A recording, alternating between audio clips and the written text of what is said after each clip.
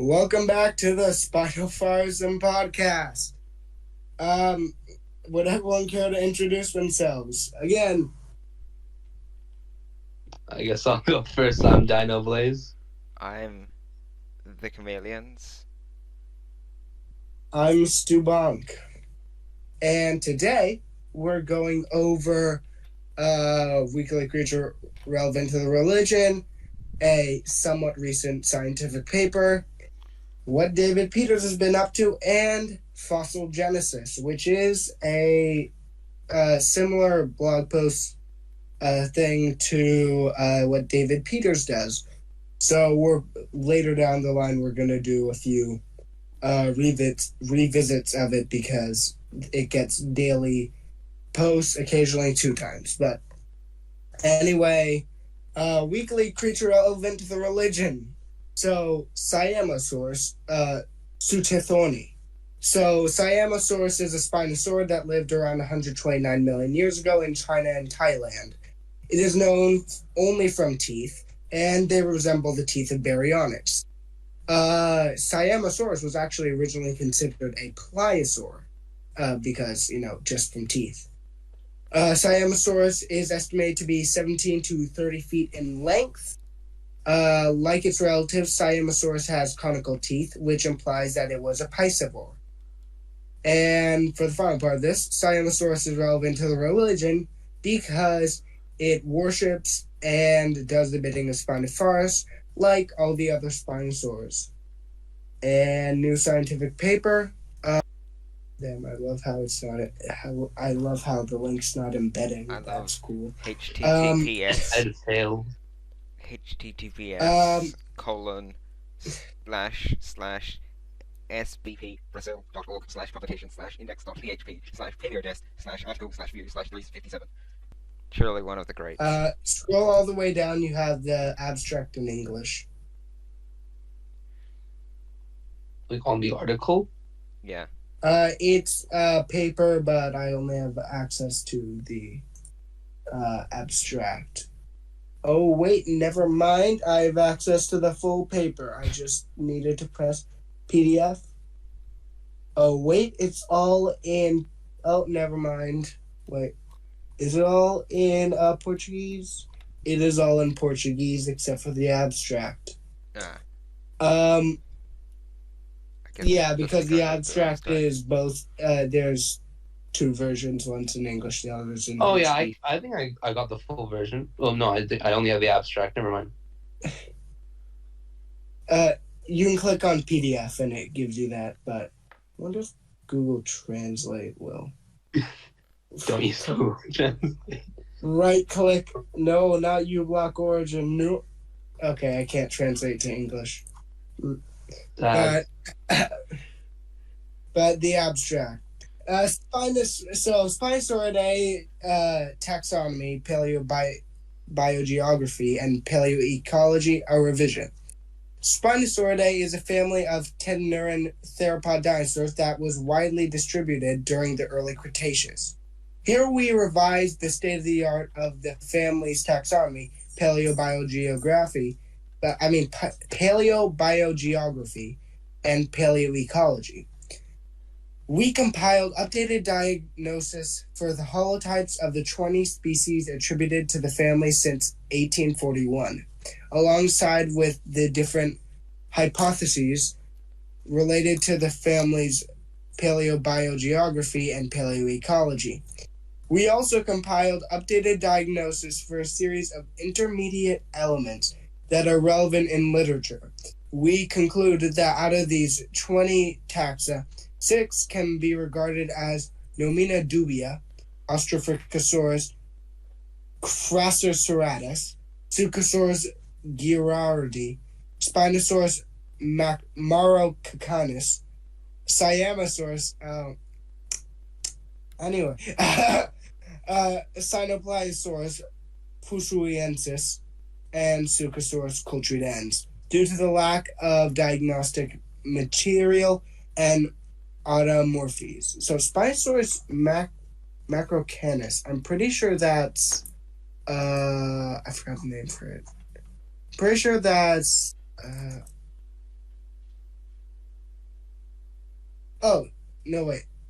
Oh, no, that's just a hypothetical other species of Spinosaurus. Okay. Out of these, three were regarded as Incertacetus, Australopithecus, and the two species of Suchosaurus. For the same reason and the possibility of belonging to previously already established taxa inside Spinosauridae, and for one of these, Australopithecus, for possibly being a member of Ceratosauria. As for paleobiogeography, the fossil evidence suggested that the family might have originated in Laurasia, which is Western Europe, but the existence of a tooth older than the European taxa might indicate that the family might have originated in Gondwana, which is Brazil. Finally, regarding paleoecology, the most accepted hypothesis is that they were generalist predators of the margins of aquatic environments and waters in shallow waters, like modern herons and storks, and if necessary, also resorting to terrestrial environments. They would be capable of alternating between resources and environments, in addition to sharing their habitat with theropods of the Abelisauridae and Carcharodontosauridae families, and even with other Spinosaurids if the environmental conditions favored it. So yeah,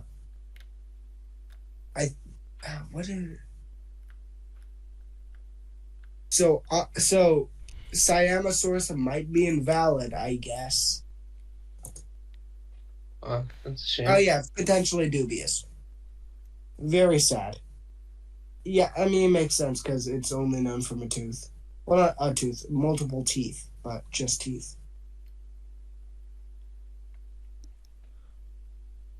And yeah, all these are just known from teeth. Actually, is Sinopliosaurus known from Which teeth? ones aren't known from teeth, like Spinosaurus? Which Spinosaurus aren't known from? All of the other ones. all of the other ones. So basically, Just the ones that aren't Ibrospinus, Cristotosaurus, Velobonnavenatrix, Ichthyovenator, Irritator, Calamarillasaurus, maybe Oxali if it's valid, Sigilmastosaurus if it's valid, Spinosaurus. Then you also got Protothyllus, not Suchosaurus, Baryonyx, Ripperovenator, Suchomimus, and Ceratoseucops. so those are the only ones that aren't known. That are known besides their teeth. They have like. Wait, what? All of them are still really fragmentary, though. Okay. But I find it, pretty interesting how they originated from Western Europe. Yeah. Because I'd assume, because, I'm surprised. There hasn't been any found in, like, North America or Australia. I think there's fragmentary teeth. There's like undiagnostic bits that are bones that may belong to a Spinosaur known from Australia, I think. But it makes it makes sense. I remember they're from I Western watched Europe. an Edge Science video. Yeah. I actually recently watched an Edge Science video on this dinosaurs that specific fossil actually. Yeah. And it was diagnostic of not diagnostic. It was of a different. It wasn't a Spinosaur. If I remember correctly. It's still possible that there are. It's still possible, yes. That lived in Australia. But we haven't found any two solid remains. Barely any dinosaurs known from Australia. Yeah, that's true. Though I'm surprised about how there aren't. I'm surprised that there aren't any in North America. Which well, North if America they did, had a lot of Allosauroids and Carcharodontosaurids when Spinosaurus lived. True. Though, I mean, there probably were a few that made it there, but not that many. Yeah. But also I sent the Edge Science video on it, but yeah. Do we want to move on to what David Pierce was up to? Yes. Sure. Alright. So first up we have what Pierce calls a clade of Devonian spiky sharks with mosaic skull bones. Didn't we cover that last week? And it is on a few it's okay. Oh no, we didn't cover this. He writes the first paragraph. Today's blog post is fraught with guesswork because the skull bones of this clade of spiny sharks have dissolved into a mosaic of small scale-like patterns. Determined homologies for these skull bones depends on comparative anatomy, a dollop of hope, and a willingness to make changes over and over again. The skull bone dissolution, which is cracking up, is not scored as a trait in the large reptile tree, so the nebulous shapes that chains of these bones is used instead. It's a challenge that others have avoided. That's the nature of research, going off to examine dark corners to shed light there. Okay, and then it shows diagram of everything. I'm pretty sure he literally quotes a 2017 paper. Yeah, there's nothing of substance here.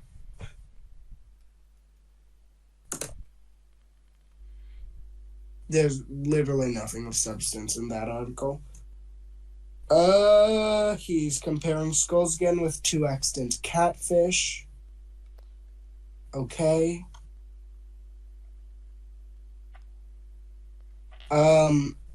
Is he saying...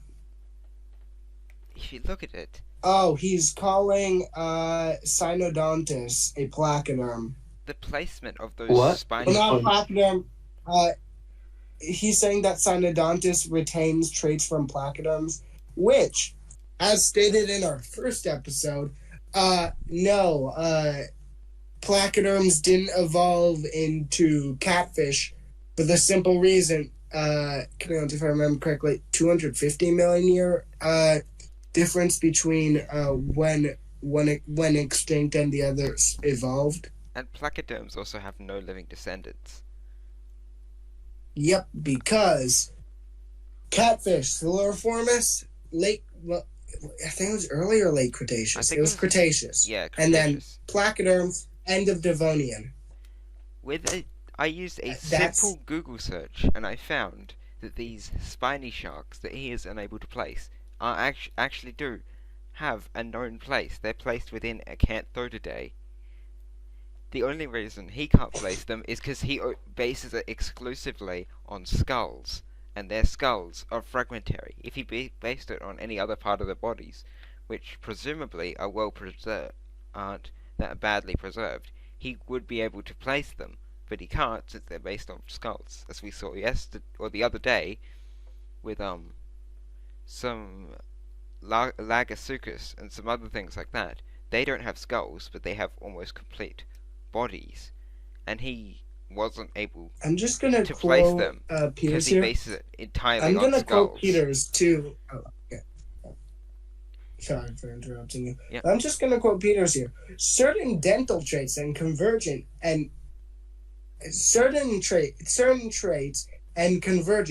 do not define clades. You know what I see a lot of, Peters? Certain dental traits and convergence. Yeah, and you using them to define clades. Which was what I said the other day. He says that, yeah. But also he bases it on skulls, including dental traits.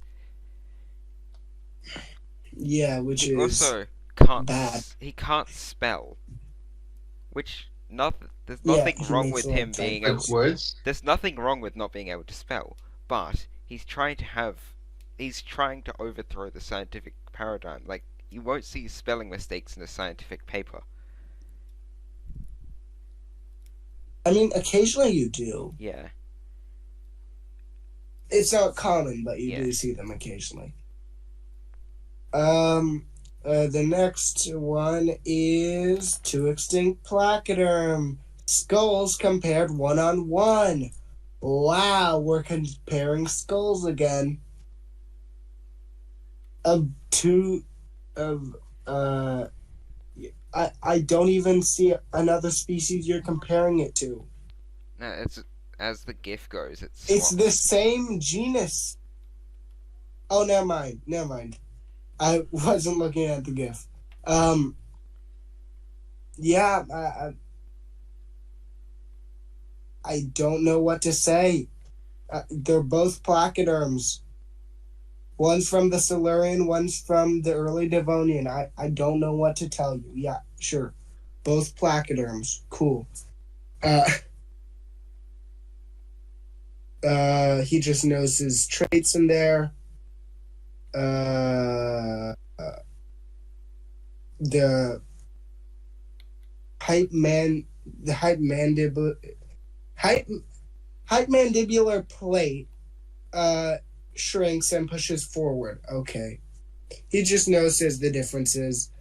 You should probably Peters, I'd suggest looking at the things in between the early Silurian and the early Devonian. Maybe compare the early Silurian to the middle Silurian and the middle Silurian to the late Silurian and the late Silurian to the early Devonian.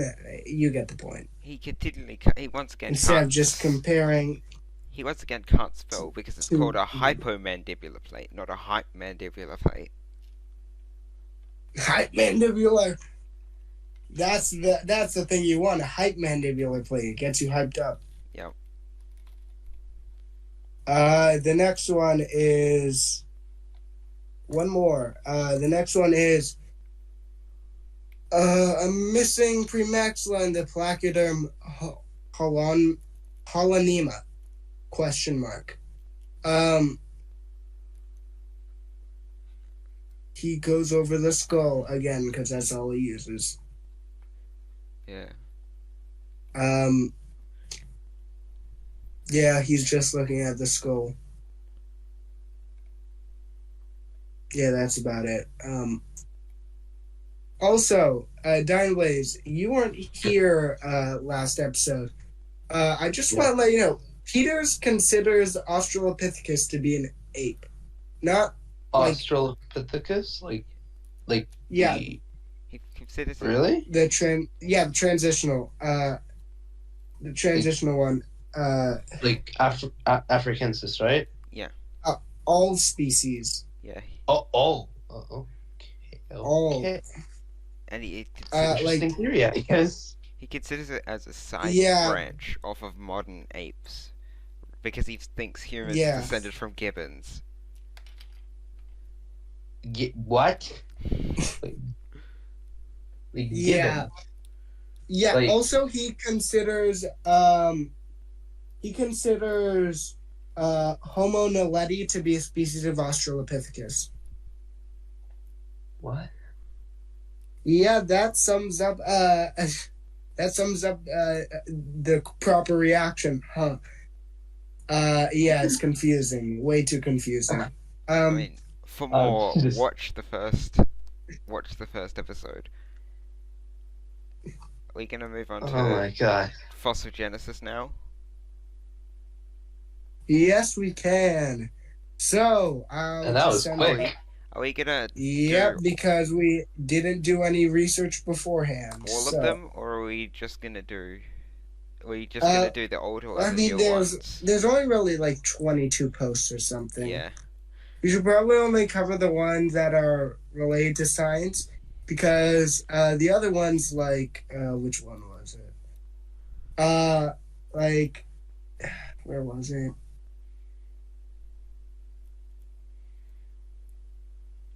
Oh, urgent revelation unearthing the horrifying truth about Outpost 49 and Big Paleo's vendetta. I mean, we should. I have a simple response: no comment. What? We could briefly go over that one. Briefly, do we want to go in reverse or do we want to go in chronological order? I mean, since... Do you want to go oldest to newest or newest to oldest?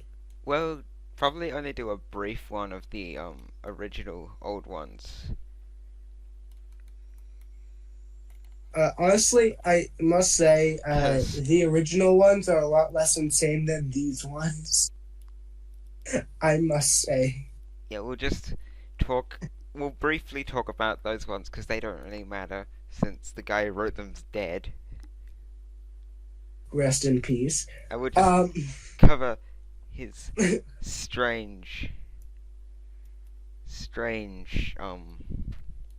phylogenetic tree, which he unfortunately didn't get to put up like some kind of drawn version of it, so you have to just kind of explain it. Yeah. Unfortunately. So basically, well, yeah, you're the experts too. Correctly. You can. Yeah, yep. Because I found this by accident. Yeah. One day, and I'm the only person who actually follows it. I don't believe it, of course. It is the biggest piece of absolute nothing. It is just all just strange. It's all bad. Nothing is correct. Well, there's a few things that are correct, but that's about as much as I can say about it.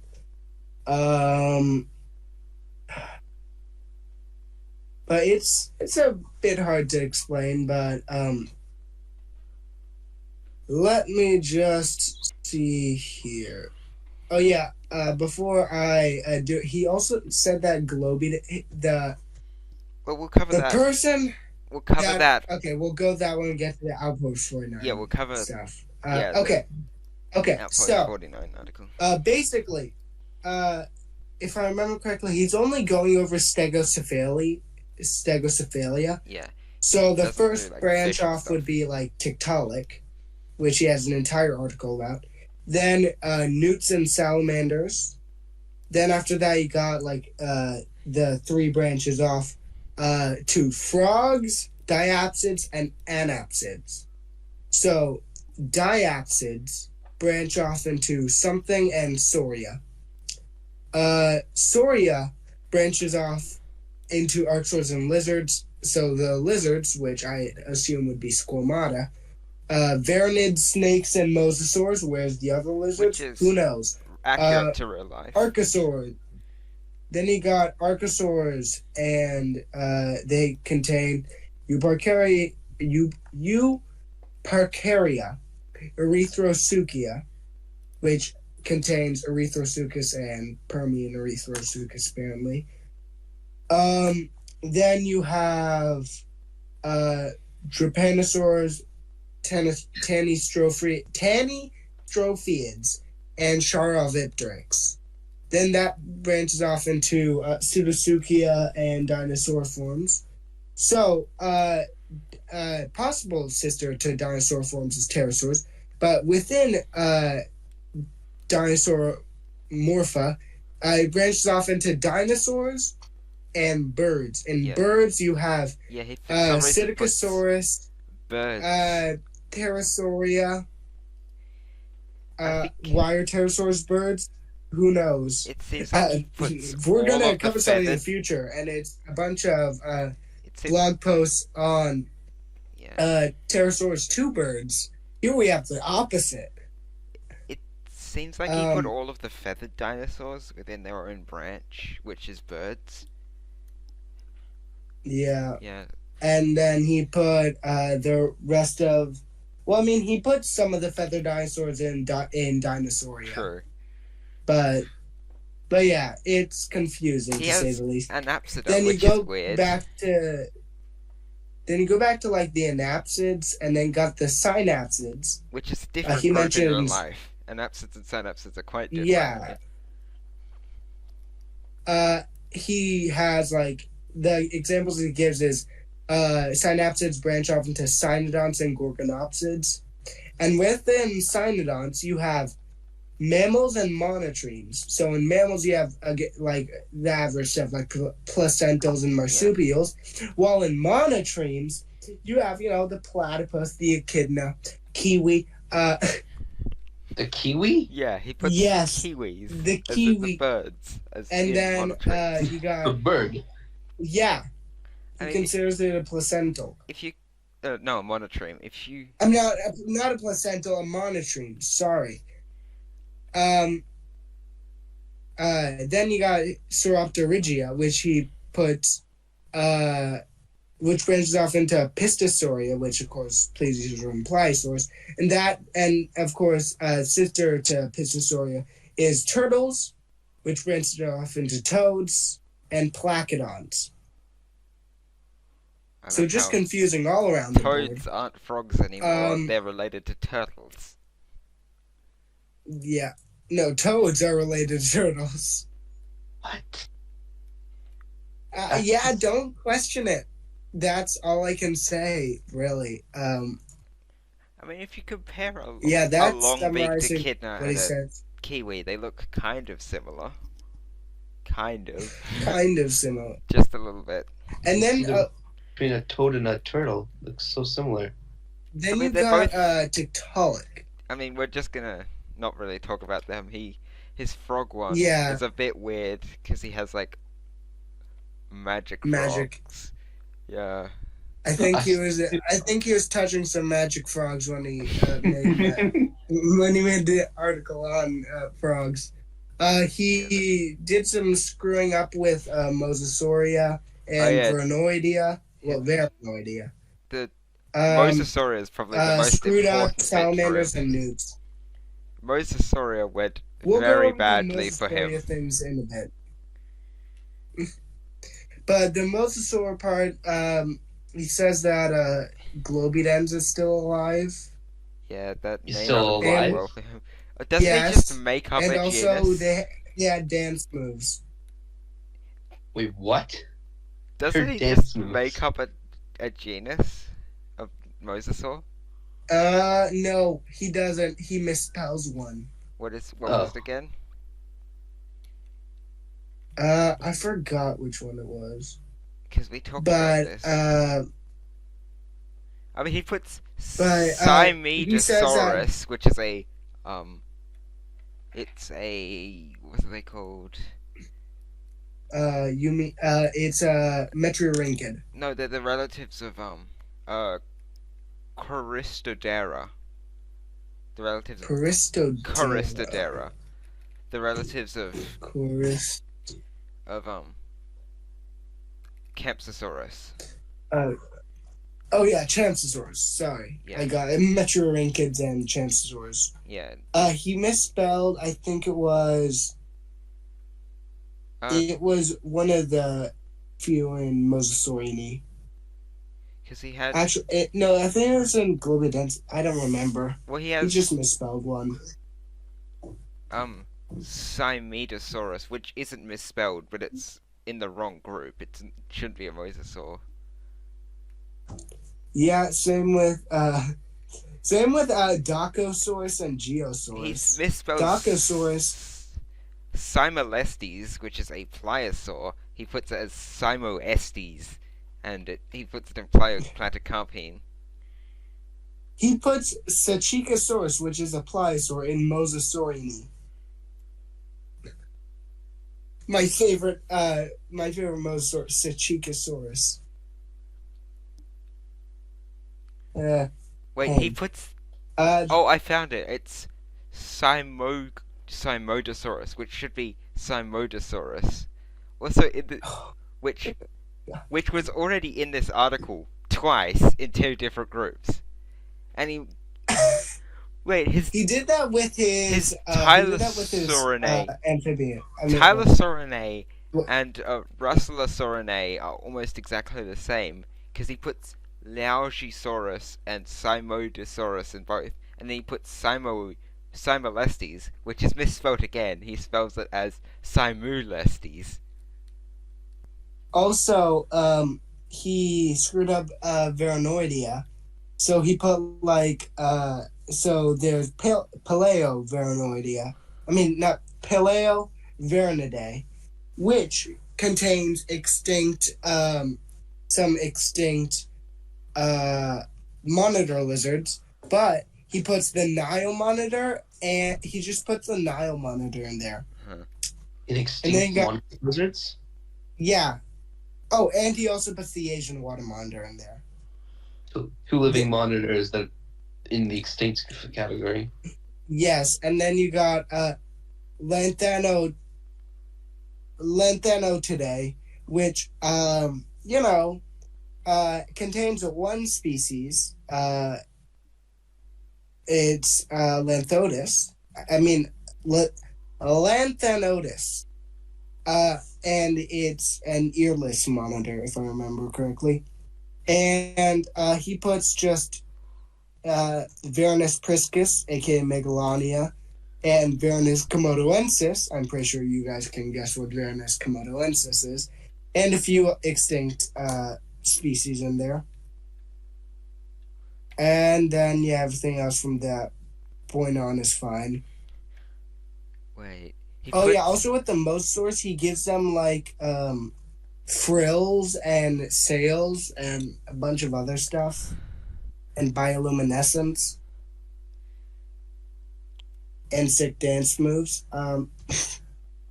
What do you mean by sick dance moves?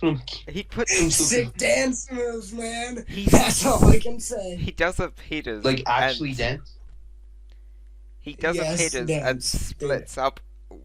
He splits up Varanus over multiple different families. There are different species of Varanus in different families. He also puts Saniwa on twice. He puts that in Varanidae and in Paleovaranidae. And then he also screws up a bit of snake stuff. We won't get to that. Yeah. But let's go. Let's just look at the frogs for a bit. Yeah. He screws up everything here. Nothing here is right. And let me just read off just some of the things he wrote down. Liopelmatidae, the elemental wonders of New Zealand. I don't know what accent I'm doing now. Why do I do this? Who knows? Genus Filoria. Filoria frogs bring forth the essence of New Zealand's landscapes with their unique adaptations. You're not gonna read all of them, are you? Just the interesting ones. You got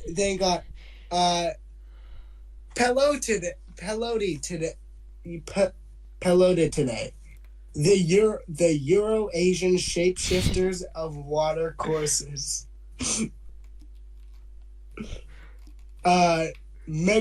Megofridae, the stealthy illusionist of Southeast Asia. Where's the next one? Myobatrachidae, the down-under sorcerers of Australian wetlands. And for the one genus in there, which is this from Batracula? Australia? They're from South America. Yes, my favorite place in Australia, South America. Batracula frogs cast a spell on the wetlands of Australia, adding magic to the southern hemisphere. Wait, does he think Australia did he think Australia was the entire southern hemisphere? Does he believe in Gondwana? I think he believes in Gondwana. I think that he thinks Gondwana is still around. What? The canopy dreamweavers of the Americas. The ubiquitous phantoms of the New World. The chromatic spellbinders of the Americas. Is that what he says? Yes. What vernacular is this? I don't know. The rain-induced sorcerers of Africa. He has a very unique way of speaking, of writing, I guess. The mighty alchemists of sub-Saharan Africa. He's an alchemist. The arboreal alchemists of Asian canopies. Oh, yeah, I forgot he put Which, by the way, the only genus in that is Rana, which I forgot he puts the genus Siren, which is a group of salamanders, in frogs. Yeah. But Rana is Why from is this article Eurasia so long? and Western North America. What? Why is this so long? Also, pond wandering wizards of Africa. Oh, Asia. Pond wandering wizards of Asia. Oh, these are the magic frogs. Yep. Yeah, I think he might. When he was making this, I'm pretty sure he was on magic frogs. He was cursed by magic frogs. He was cursed by them. He licked some magic frogs. They said, "Ooh, you have to make a post on us." Ooh. You read too many fairy tales. Yes. Done with the older articles now? Are we going to talk about unveiling new perspectives, a shift in focus on fossil genesis? Yeah, so, This wasn't it? Okay, this is where the fun begins. So basically, let me see if I can find it again. Okay, here it is.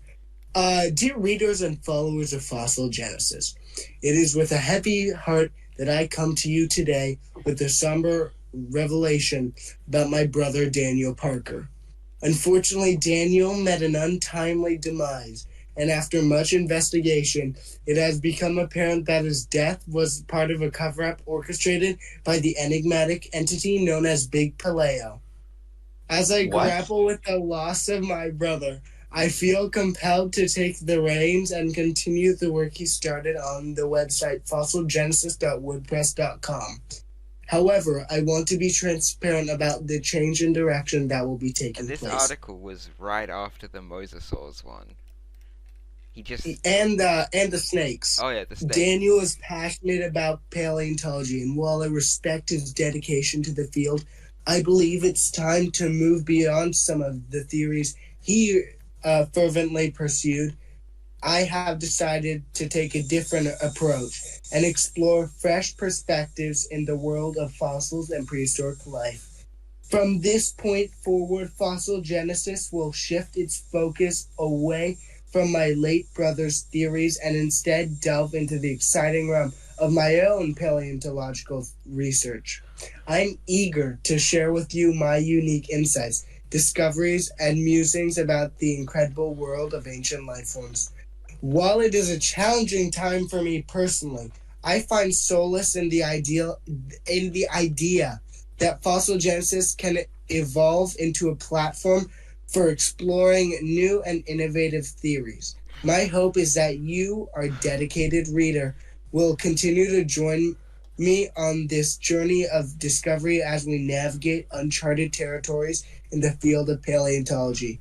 I want to express my heartfelt gratitude for the support you've shown Fossil Genesis and my brother Daniel over the years. Your enthusiasm has been a driving force, and I'm committed to delivering content that will captivate and inspire you in this new chapter. Thank you for your understanding during this transition, and I look forward to embarking on this exciting venture together. Sincerely, Darren Parker, Fossil Genesis Editor-in-Chief. Ah yes, over the years, when this came out. 9 days after the original article. Yeah. I think maybe Daniel had his own little community beforehand. It's possible. It's possible. Yeah. I wonder how many people are still in that community. I don't know. Few. Probably few. How long ago, what is his first article? The brother? December 2nd. Yeah, it's been 21 days since his first article. No, 20 days. Well, for you, 21. For us, 20. Yeah. So, now to go on to his new theories. And basically, he considers all theropod dinosaurs to be birds. All theropods are birds. Theropoda is the grouping of birds. That is it. And I'm just gonna, before we Oh, I'm just going through his new articles. The Living Legacy Unraveling the Enigma of Kagus. Kagus. I've actually made a promise to someone after I get my most recent video done to make an appreciation video for Kagus because they are endangered. They're also just really cool birds. Yeah. From New Caledonia. Yeah. But yeah, unveiling the pinnacle of theropod evolution, Archaeopteryx grandis, which we call Welnoferia. Well, that's the current genus name, but he synonymized it with Archaeopteryx. And Ava Mimus. He calls them the pinnacle of evolution. Quite literally, he just says Archaeopteryx grandis as the crowning jewel in the lineage of Theropoda. A crowning jewel. It's the only one that mattered. It's the only one that mattered. It's nothing. And I'm going to quote him here. Musculature in Archaeopteryx is nothing short of perfection. It's the most perfect. It is so beautiful, you know? I want one just to look at the perfect essence. I'll just have one on my desk and just stare at it. We don't deserve the perfect essence of... Yeah. They should have Archaeopteryx on the Chinese wiki just be called perfection. What's this thing called? Perfection. And then Ava Mimus, which wait, what is an exotic blend of ribbon-like strands that cascade down its body. What?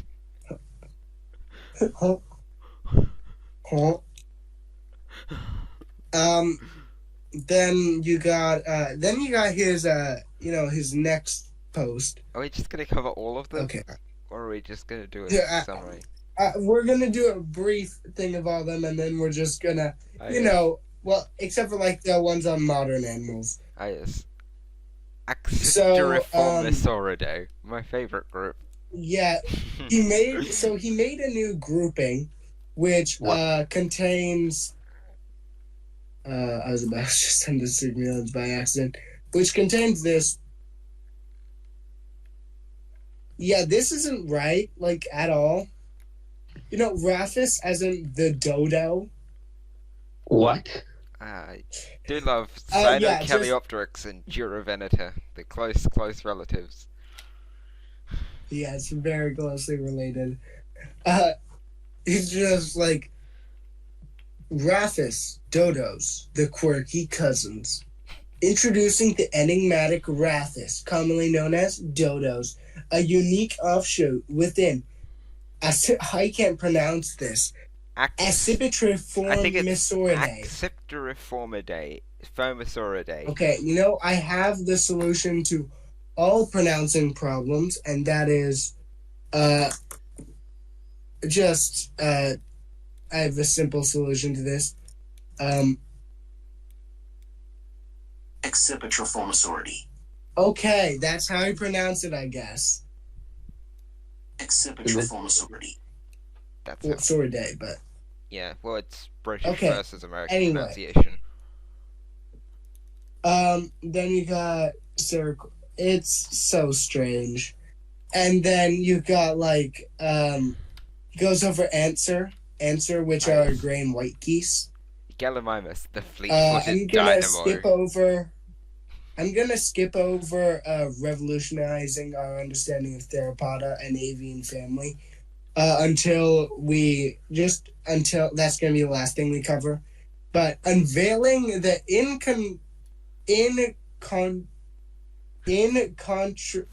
incontrovertible truth about a penguin, which you said, nah, that ain't a penguin. That's fully terrestrial. Like, I love his confidence in this first part. A creature often erroneously associated with penguins, but in fact stands as a pinnacle of basal terrestrial theropods. Is a penguin? The genus I was going over, Waimanu, is usually a penguin, but he says it isn't. And I love his confidence in the first part. Let's set the record straight. Waimanu is unequivocally a terrestrial creature. The skeletal evidence consisting of an almost complete right tibiotarsus, proximal half of the right fibula, right tarsometatarsus, right pelvis, synsacrum, and 4 caudal vertebrae leaves no room for doubt about its ecological preferences. The configuration of its bones adapted for efficient terrestrial locomotion dismisses any notions of a marine lifestyle. Also, he gives it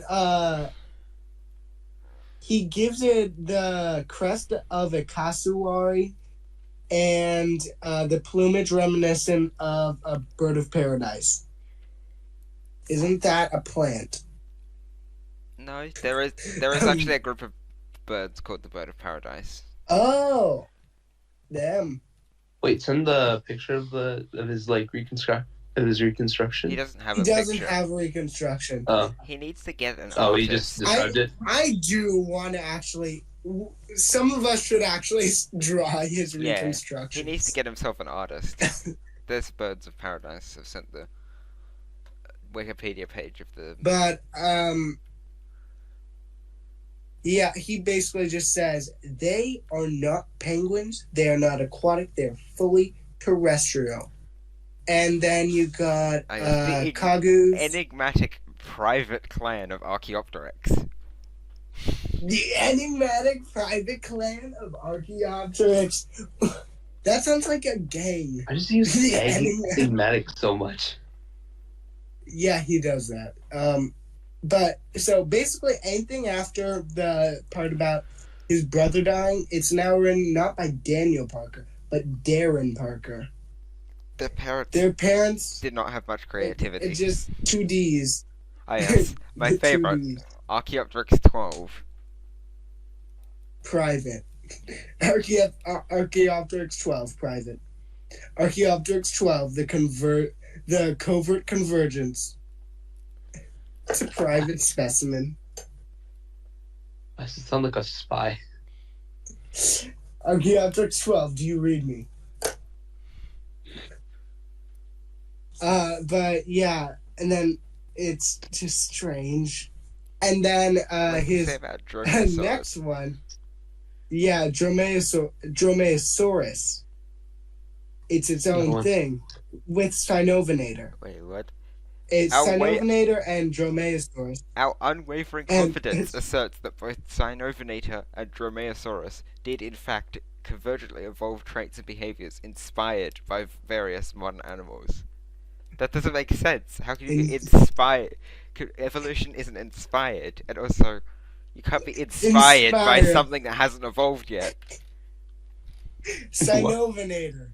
I'm just... what Spinofaarism. He believes it has peacock feathers. Sorry. He believes Spinofaarism has peacock feathers. How? Is it? Yeah, from the early Cretaceous. I was about to say, is it even from the early Cretaceous? Yeah, it is. Let's see here. With elaborate soft tissue crest adorning its head. We don't know what it looks like. Then got Dromaeosaurus, which Dromaeosaurus boasts feathers not dissimilar to those found in modern-day eagles and hawks. Okay. Its soft tissues meticulously adapted for both insulation and aerodynamics. It also has a bony crest for some reason. And then the behaviors. Spinofaarism Ovinator with its ornate crest undoubtedly engaged in intricate courtship ritual displays reminiscent of modern birds. And Dromaeosaurus equipped with its streamlined feathers, which streamlined does that mean swim, and bony crest, unquestionably utilized its enhanced aerodynamics for precision hunting and territorial displays.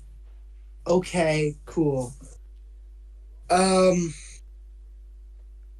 think then you go to do we want to we should cover urgent past, revelation. No, we should cover the outpost thing. We should cover that. Let's, because it proves like. Okay, how about before we do that?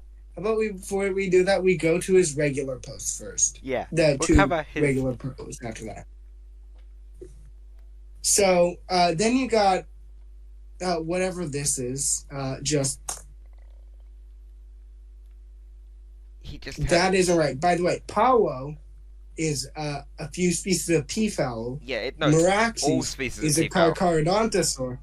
And IGM 100-0977 is a specimen of Shibuya, which Peters calls not Shibuya. This isn't Peters. I mean, they're all very closely related. I mean, very. One's just big. One's just a bit bigger than the others. You know, just a tiny bit.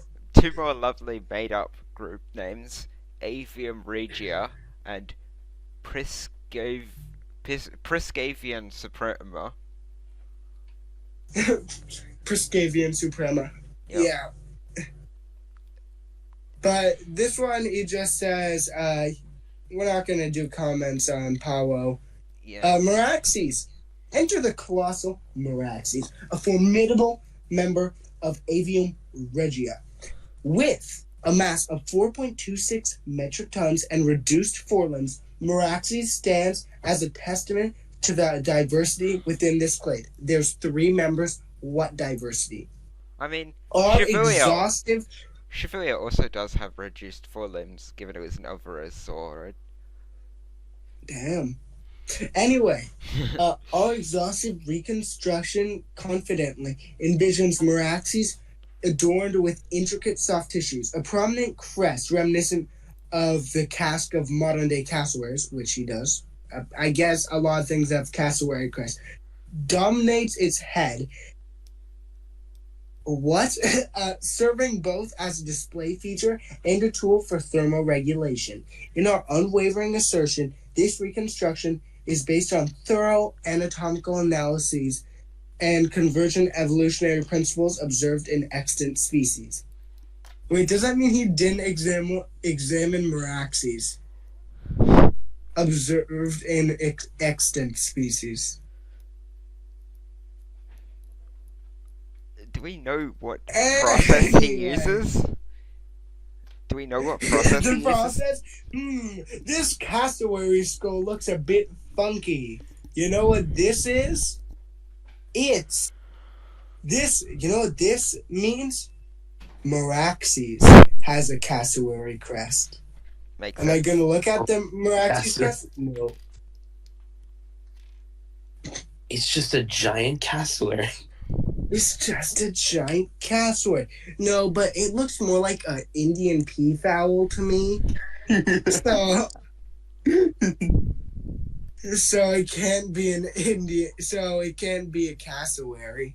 So it just must have convergently evolved with the cassowary. And then you got not Shibuya. Well, he says it maybe a potential Shibuya, but he also gives it a crest, a soft tissue crest, which also it says it looks like feathers because it has a crest resembling the sleek plumage of certain modern birds. But he says it's a soft tissue crest, so I'm not sure what he's talking about there. Yeah. And then you got his most recent one, which is about his entire family. It's just going over the basis of it. Another made-up family, and just Priscavian suprema. Yeah, they are suprema to everything else. Yeah, he just talks about Shipionyx. Yeah, he just talks about the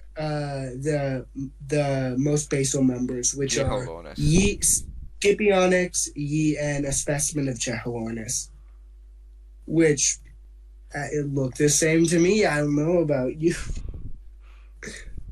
But then you got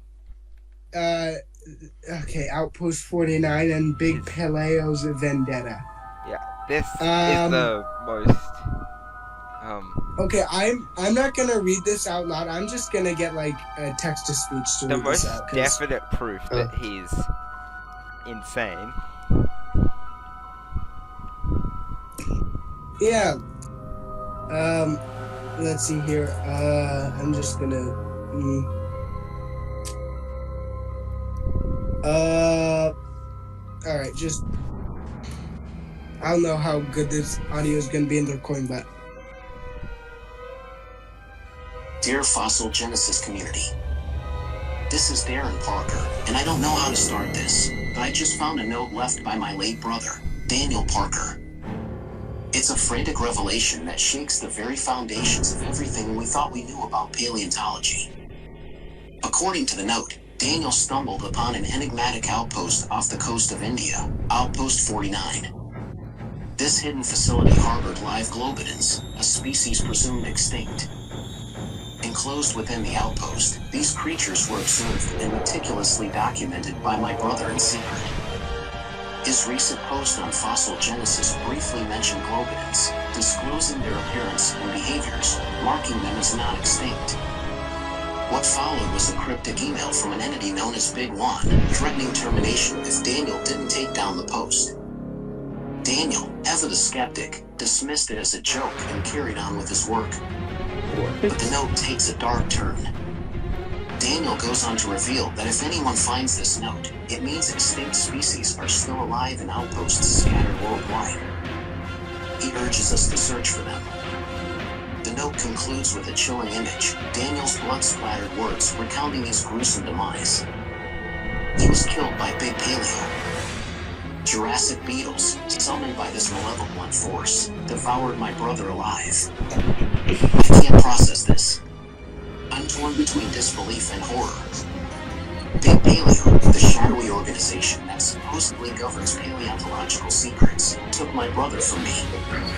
What were they hiding in Outpost 49? Why did they resort to such gruesome measures to silence Daniel?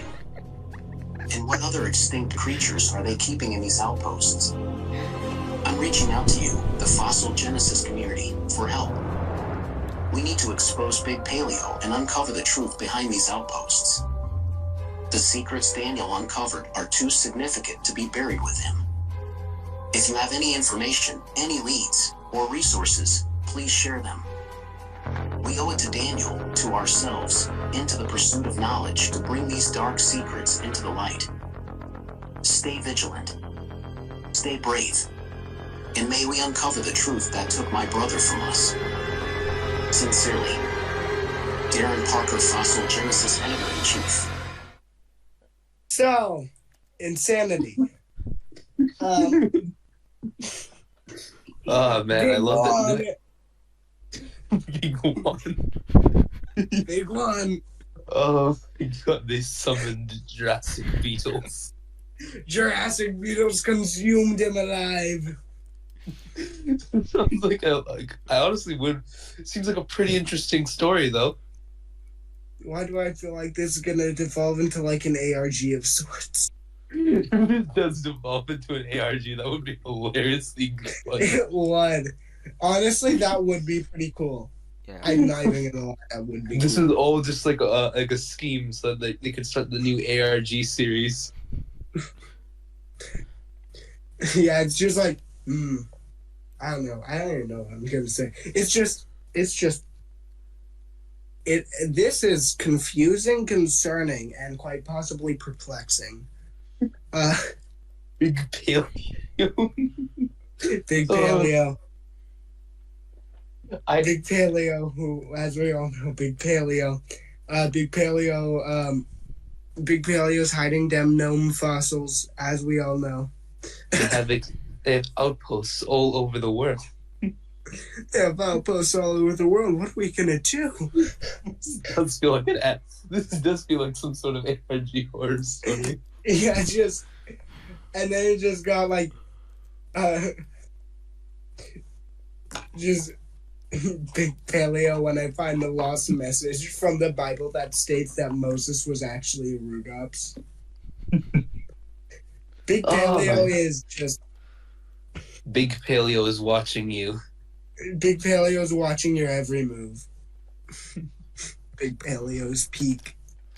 Oh my god! I would actually watch this if this was an animal. Like if this was like some sort of horror story, I would probably watch this.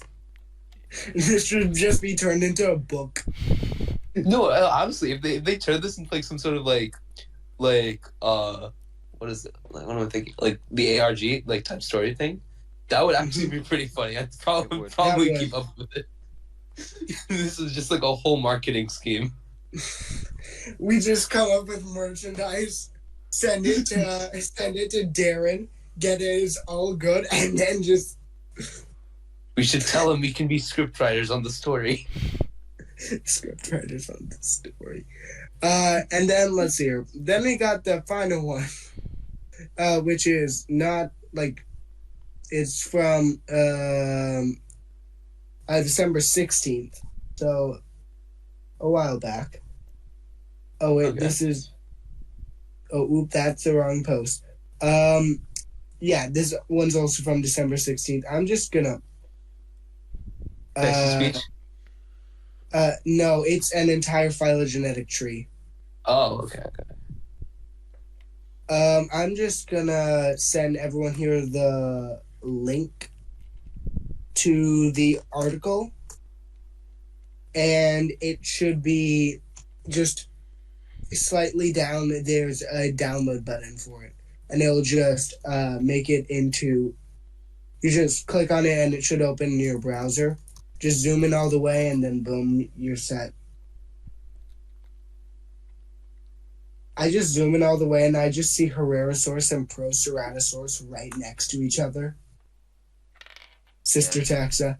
Next to an extinct species of aquatic bird. Yes. The two close relatives, Alioramus and Casuarius. I see just gonna do Baryonyx and like Falcathalaki, I think. I see Tarbosaurus next to kiwis. I see Puffinus next to Tyrannosaurus. I see chickens next to Shibuya. I see Ornitholestes next to Sornitholestes. Oh god, I messed it up. I see ducks. Marasuchus next to falcons. I see ducks next to ostriches. Are you guys seeing this? Penguins next to Confuciusornis.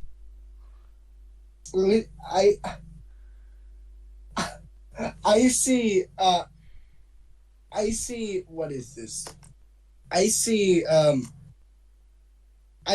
the owlet nightjar next to Groose, which is cranes. Groose are just they're cranes, yeah. Yeah. The ones, yeah. Oh yes, I see pigeons and vultures next to each other. Nightjars. I see Rhea next to Mikhail. Yep. Let's see what else here. I see Marasuchus next to Falco. Yeah. Yeah, Apteryx, which are kiwis next to Tarbosaurus batar. Lovely. See Cratonavis next to Puffin. No, I see... Oh, Puffin's next to Tyrannosaurus. Wait, what? I see a bird from the Eocene next to Iberomysornis, which, if I remember correctly, is an anti-ornitheme, yeah. It's an anti-bird! Yeah, it was in Walking with Dinosaurs. Oh yeah, he's got the... Oh yeah, I remember, yeah. all of those. Is it the one that was killing ornithocaris? Yeah. It's like I see. Wait, no, I lost it. It was like some embryo next to like Majungasaur. Okay, there it is. I can't spell it. Liaoning. Also, yeah, you can use Command F on it. It works. I'm on my Helioranus next to Cassowaries. Yeah. Megapodius next to Incisaur. Wait, what's that? A crazy tree.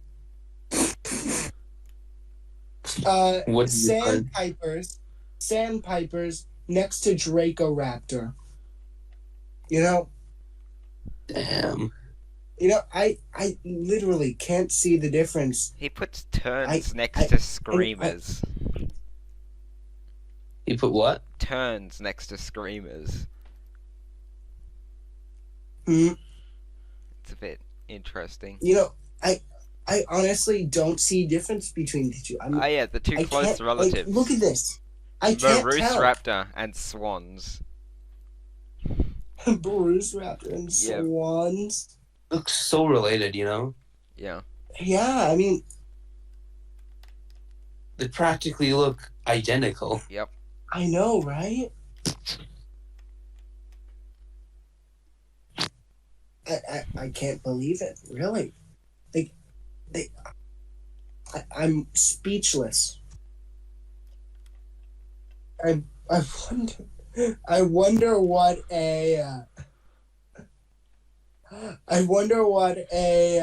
what do you think of, like, mammals? What mammal tax? Oh, God. That would be, I'd like to see, what am I thinking? I mean, we don't know I can't wait to see, like, we don't know very much about his stuff. Like, we don't know how he examines them. We don't know how the different groups are interrelated, because he's only talked about theropods so far. I love how Displetosaurus is a sister taxa to Pelecanomymus. It's not like his brother, who had, like, a big, conclusive theory about all the vertebrates. But, yeah, he has them all unconnected. I feel like he's probably just gonna go group by group. Yeah. Like theropods, and then, like, synapsids, and then, like... We'll never get his... I think he might just stick with theropods. Yeah. We might never... We'll never... Either that or it's just gonna take, like, 20 years to cover theropods. Yeah. We'll probably never see his version of the large reptile tree. Or he's gonna go to war with Big Paleo. Big Paleo. Oh, we need the battle that we need to see. Big Paleo versus Darren Parker. I would wonder if he's gonna, like, tie it in with his, like, with his article. That would be hilarious. Oh yeah, I forgot. Start a GoFundMe. He says that Irritator, pigeons, and vultures are all just related? Right next to each other. Yeah, just right next to each other. I mean, yeah, Irritator must have done a lot of scavenging. Yeah, I mean, pigeons. I mean, same thing, scavenging. You know, all of them have beaks, you know. We only have part of the skull of Irritator. You know, that extra part could be a beak. It was the pigeon of its era. The pigeon of its era, yeah. I feel like he should use his inheritance he got from his brother to, like, pay for artists. So we could see his... Pay for artists. See his interpretation. I do want to see his reconstructions. Yeah. I do want to see his reconstructions. Just me, Chameleons, Legardo Creations, we just... Draw them for him, send them in. We do the funny. Well, I mean... Like, we only have, like, we don't have the full skull of Irritator. Sure. So, I mean, I think he might be speculating that... don't question that loud Windows sound effect. But I mean, this is all we have of the Irritator skull. I think you can make an argument that it's a beak. True.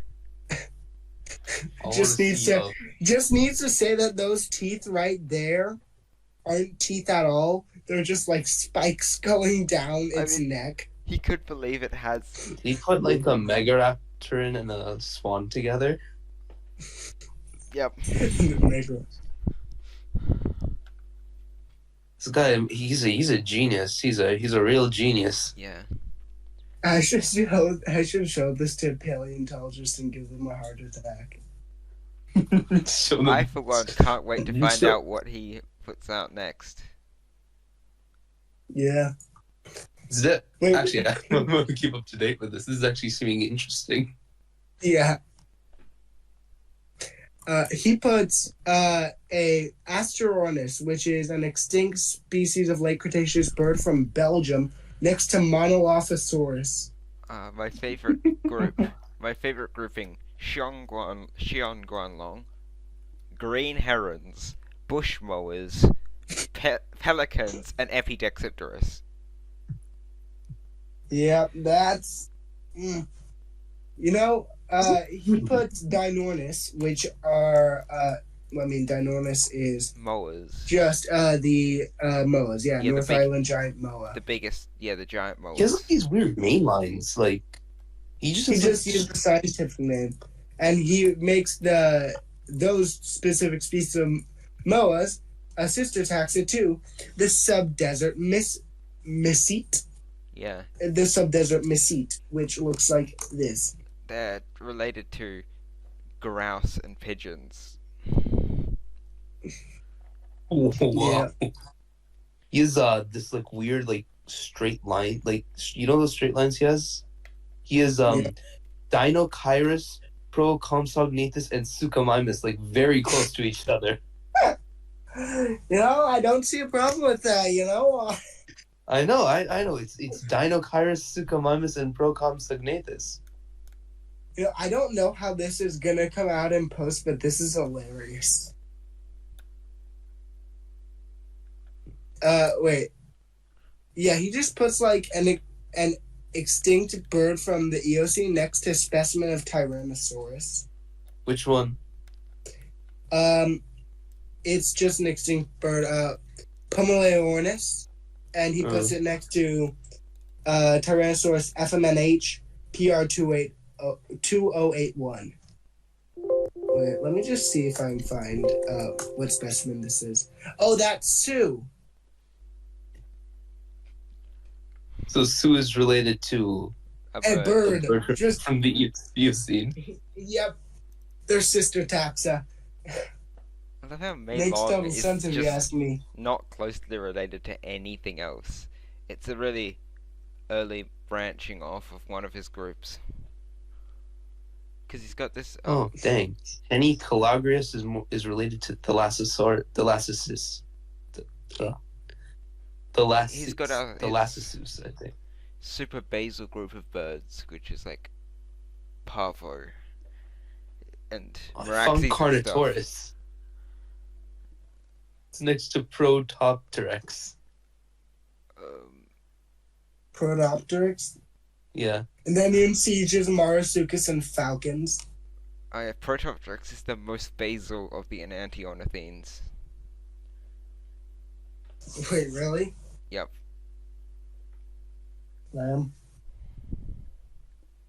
Bellysaurus, Crax, Acus too. I'm definitely I'm already following this.